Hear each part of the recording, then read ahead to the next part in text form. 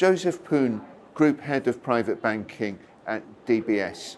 You've talked before about a wealth corridor linking Southeast Asia with the Middle East. Is that corridor still as vibrant during the time of crisis in the Gulf? We look from two perspectives. One is the investments going to the corridor, and one, of course, investors in the Gulf, how they're thinking about their portfolios. On the ingoing investments, it remains a structurally important corridor for two reasons. One is investment opportunities within the GCC country. In the longer term, it's still very much there, despite the short-term, let's call it uncertainties. Secondly, it's also important from the perspective, it's a staging post for investments into Africa via the Middle East. What we see from our clients so far is a wait-and-see situation. There's been no movement as such. What's more interesting is the people in those countries today, and we have a number of clients in those countries. And what they have done over the past is diversify their business and investments globally, including with us in Asia. Now, those investments today are doing exactly what they're meant to do in this kind of situation. And again, they will remain very diversified. They are very, of course, very careful about how they look at the investments today. Liquidity is important, access to funds are important, but just overall, no shift in sentiment. It remains, in our view, a very important corridor for us going forward. Over the years, your colleagues at DBS have said never to waste a crisis. Are there opportunities for your clients from today's energy crisis? I think what's important for us to see is actually what is structural and what is noise. And there's a lot of that going between today will be very clear. So we're very clear around what's structural. The 60-40 portfolio, right? When in a world like this, the correlations or native correlations is now beginning to lose its relevance. So what does it mean for clients, for our clients? That means diversification is now very different. It's going to be much more thoughtful and much more fluid. So what we have seen, though, in this environment is, firstly, a lot of clients are moving into more scarce assets, real assets.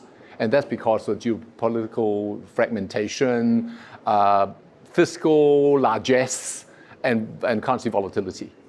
So therefore, gold, what we're seeing is no longer a hedge, is now become part of the core asset allocation.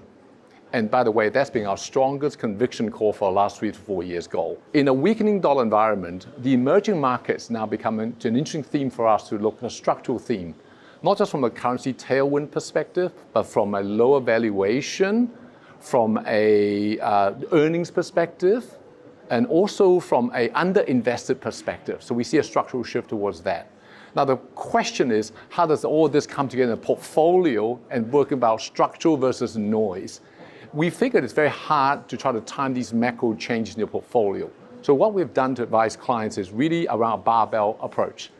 So the barbell portfolio is on one side of the barbell is very much our long-term irreversible trend investment themes. For example, AI transformation, demographics, and structural transformations. And these are themes that will be lasting through whatever we see in the short term. That's important. On the other side of the barbell would be assets that are income generating, high quality in short term. Now this helps the client create liquidity and stability in the portfolio. The most important part of the barbell, of course, is the middle part, which is what we call the diversifier. When the assets themselves are correlated in a drawdown, it helps to manage that drawdown. These noises that we see in the marketplace, I think rather than people try to pivot one way or the other, it becomes a structural feature now of the market. So it's really about clients investing in the long term in a resilient way in the portfolio as well as their legacy planning. And are the clients' priorities determined also by their geographical situation? You have a major constituency in China in the north and a more regional audience here in Southeast Asia. The main theme for both of these constituents is about outside the home country. So for North Asian clients, using Asia outside to diversify their portfolio is one piece, but the bigger thing we're seeing is they're looking for partners and banking support to diversify their business either in the region or globally. On the Southeast Asian cohort, this is the Indian, for example, they've traditionally been very diversified in their business globally already.